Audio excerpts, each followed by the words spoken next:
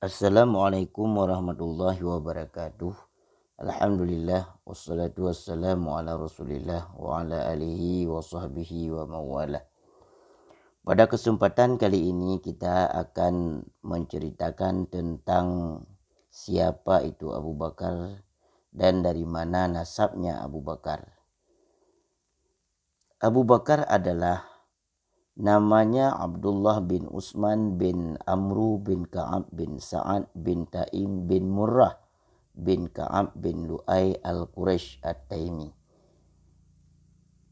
Nama lengkapnya Abu Bakar As-Siddiq bin Abi Quhafah. Dia dilahirkan di Mina. Nasabnya bertemu dengan nasab Nabi SAW pada kakeknya Murrah. Di masa jahiliyah, dia menikah dengan dua wanita, yaitu Qutailah binti Abdul Uzza dan Ummu Ruman binti Amir. Dan di masa Islam, dia menikah dengan dua wanita juga, yaitu Asma binti Umais dan Habibah binti Kharijah bin Zaid. Abu Bakar As-Siddiq adalah teladan dalam segala bidang hingga pada masa jahiliyah sekalipun. Maka jangan heran kalau setelah dia masuk Islam, dia adalah orang terbaik setelah Rasulullah SAW.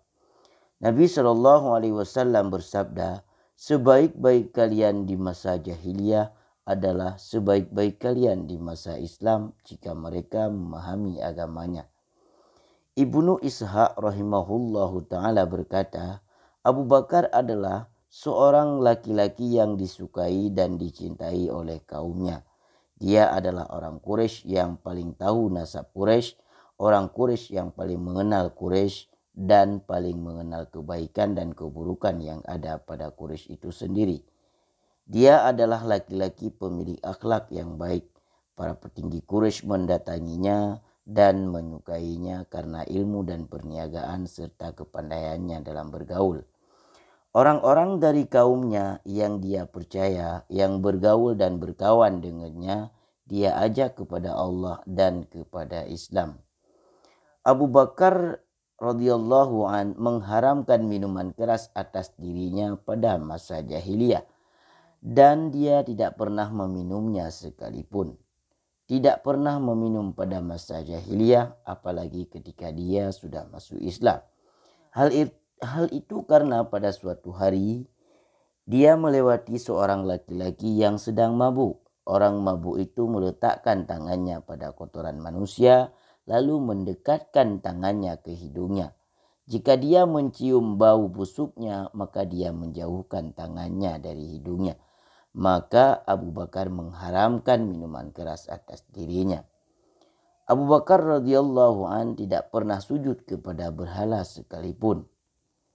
Tidak pernah sujud kepada berhala walaupun dia dalam masa jahiliyah. Bahkan Abu Bakar pernah berkata di hadapan sahabat Nabi SAW, aku tidak pernah sujud kepada berhala sekalipun. Ketika itu usiaku mendekati balik. Pada ketika itu ayahku Abu Quhafah membawaku ke sebuah ruangan miliknya. Di sana ada berhala-berhala miliknya. Dia berkata kepadaku, ini adalah Tuhan-Tuhanmu yang tinggi lagi mulia. Lalu dia pergi meninggalkanku. Aku mendekat kepada sebuah berhala.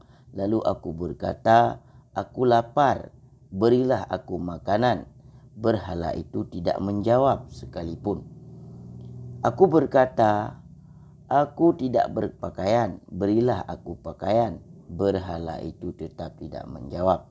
Maka aku mengambil sebuah batu dan menghantamkan batu itu kepadanya dan ia pun tersungkur.